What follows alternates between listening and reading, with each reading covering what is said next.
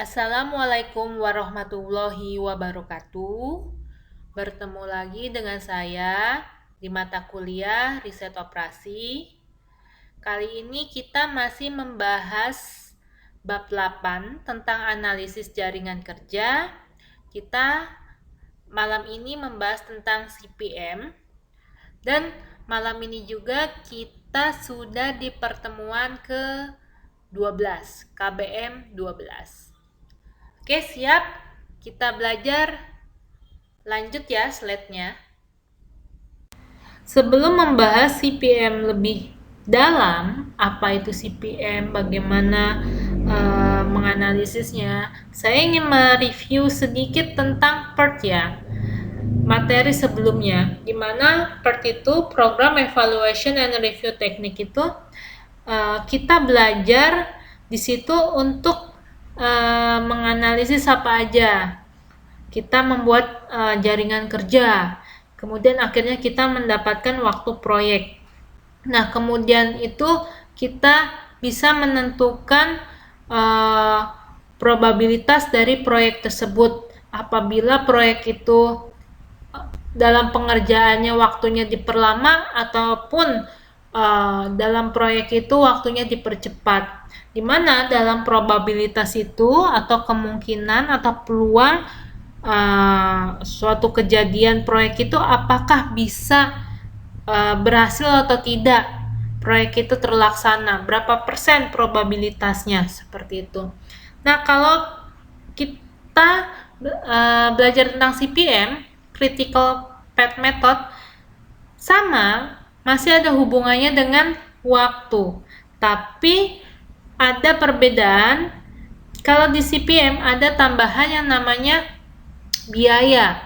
Jadi dengan kita mempelajari CPM atau menganalisis suatu proyek dengan CPM,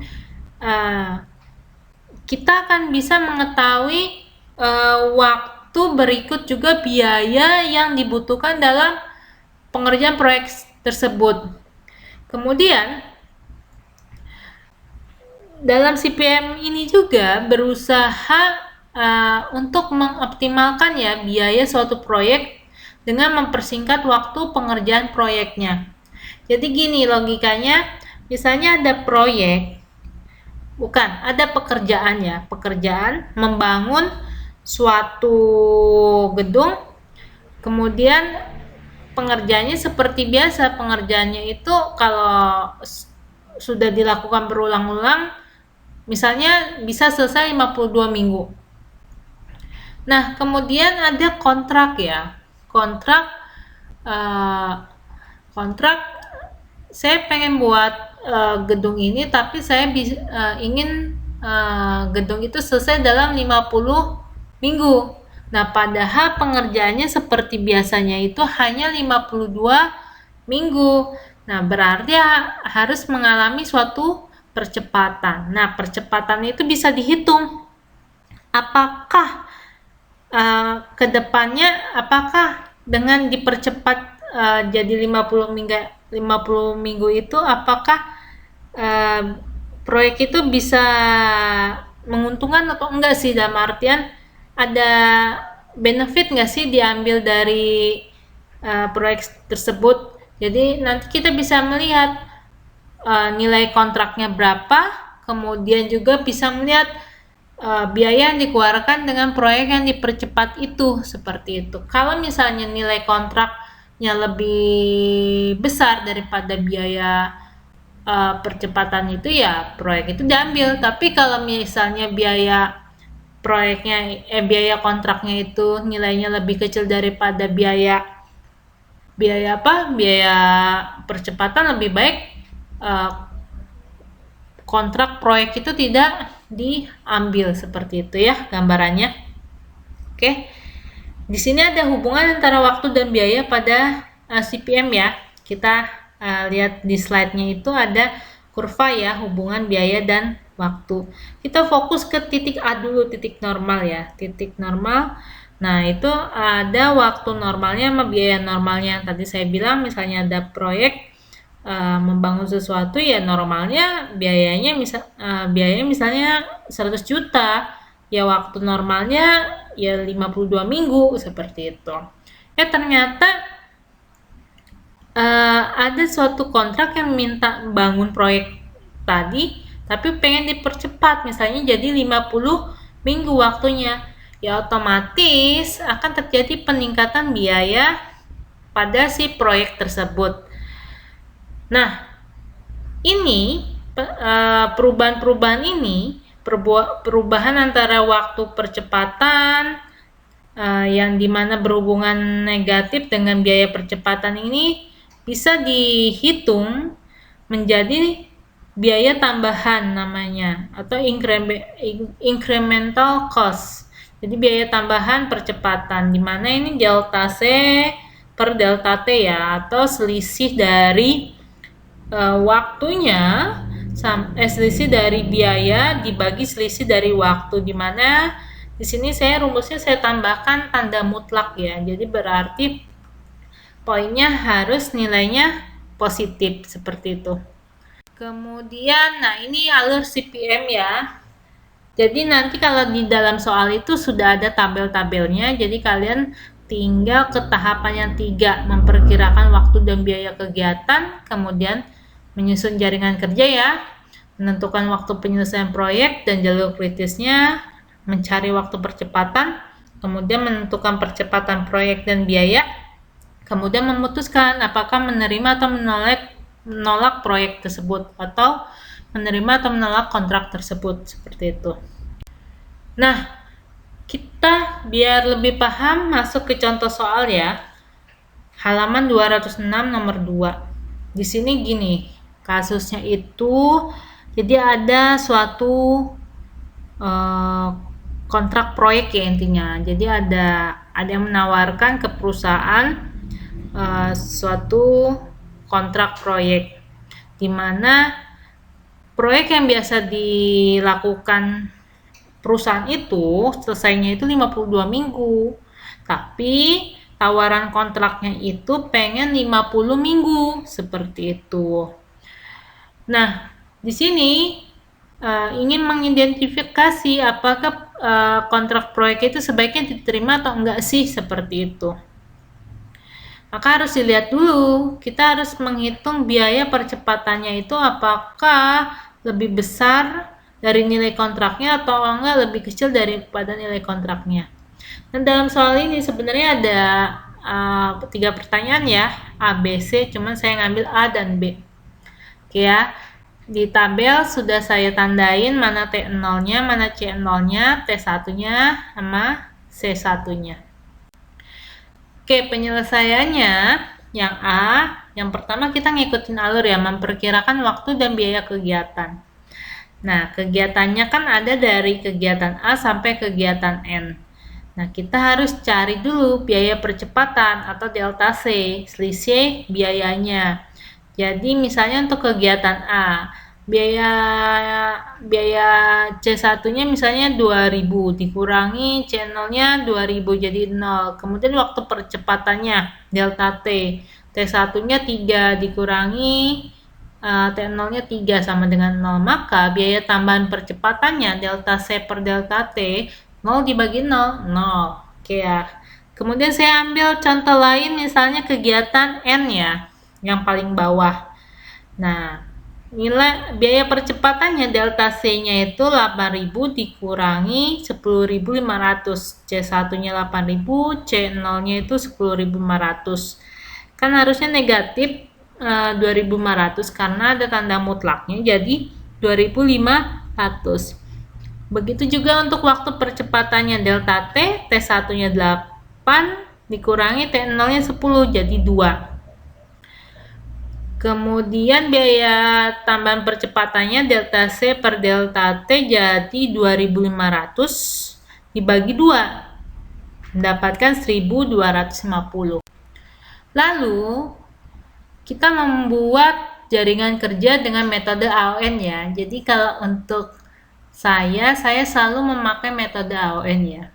Kalau kalian mau metode yang AOA juga boleh, kalian bisa ngulik sendiri. tetap hasilnya akan sama. Tapi saya lebih nyaman dengan AON aja.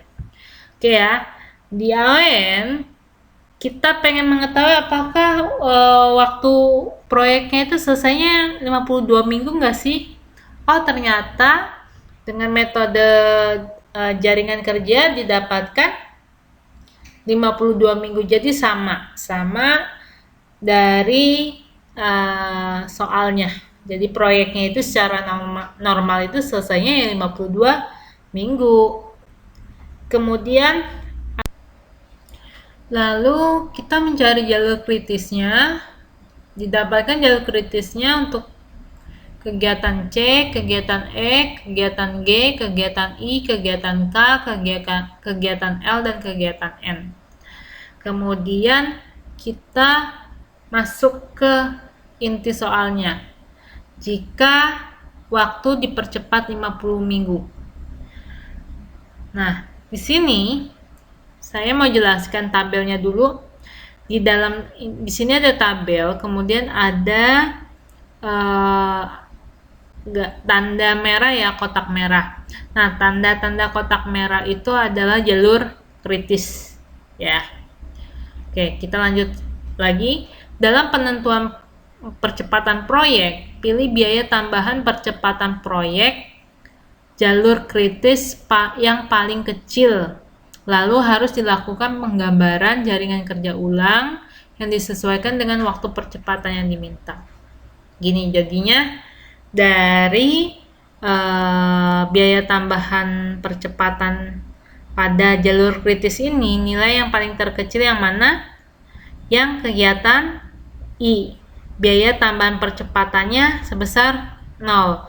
Tapi ini harus dibuktikan lagi dengan penggambaran jaringan kerja ulang. Apakah sesuai nggak sih yang diminta 50 minggu seperti itu. Kemudian diketahui juga di dalam soal itu ada yang namanya denda keterlambatan ya, dimana kan kontraknya itu meminta 50 minggu, padahal udah dianalisis dari jaringan kerja didapatkan waktu pengerjaan proyek itu normalnya ya 52 minggu.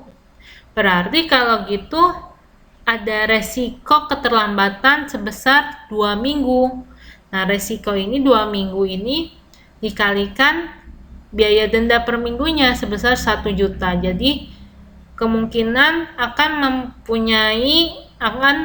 dikenakan denda 2 juta jika terlambat selama 2 minggu seperti itu. Kemudian untuk kegiatan I dengan biaya tambahan percepatannya kan 2 minggu dikali 0, karena di sini 0 jadi nggak ada biayanya. Tapi kita harus buktikan jaringan kerjanya seperti apa. Nah, untuk percepatan 50 minggu, kegiatan I dengan biaya tambahan percepatan 0, jadi waktu pada kegiatan I berubah menjadi 1 minggu, yang awalnya 3 minggu. Kita buat jaringan kerja ulang, ternyata didapatkan sebesar 51 minggu. Padahal inginnya dimintain 50 minggu. Jadi, untuk kegiatan ini tidak dapat digunakan dalam percepatan ini. Jadi, kita harus mencari kegiatan yang lain. Lalu kita cari lagi mana biaya tambahan percepatan yang paling kecil. Bisa dilihat untuk kegiatan C ya.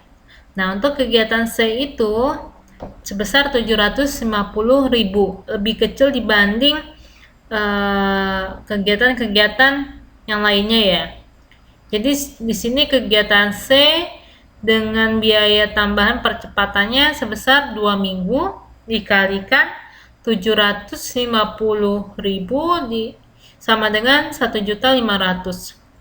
Nanti dibuktikan lagi dengan jaringan kerja. Nah, di sini kegiatan C dengan biaya tambahan percepatannya itu kan sebesar 1.500.000, dan itu masih lebih kecil daripada denda yang akan diterima, kemungkinan denda yang akan diterima seperti itu.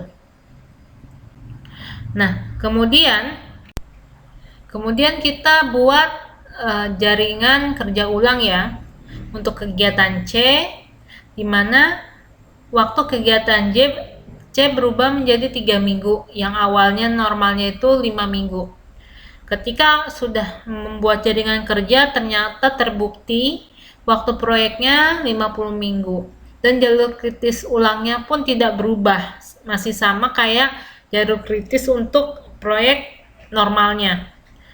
Kemudian dapat disimpulkan, maka perusahaan itu bisa mempercepat proyek dengan biaya tambahan percepatannya sebesar 1.500.000.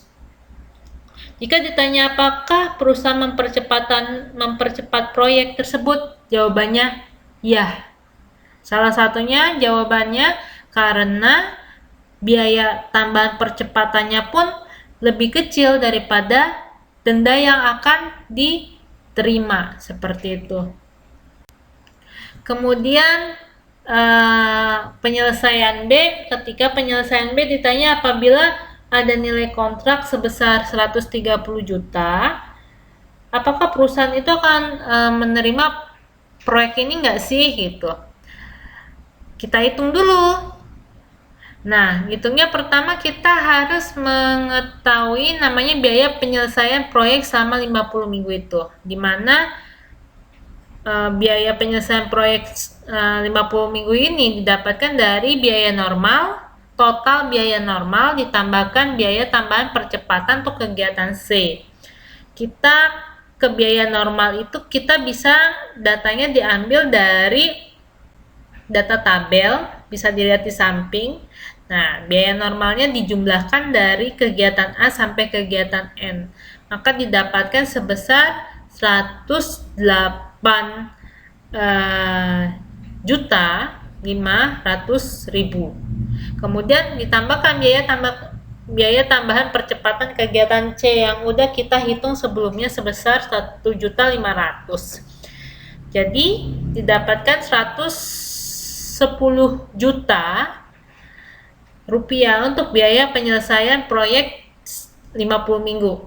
Jadi perusahaan itu udah ngitung-ngitung sebesar 110 juta. Nah, kemudian kita lihat nilai proyeknya. Apakah untung nggak sih? Dimana nilai kontrak proyeknya itu kan 130 juta, kemudian dikurangi biaya penyelesaian proyek 50 minggu sebesar 110 juta.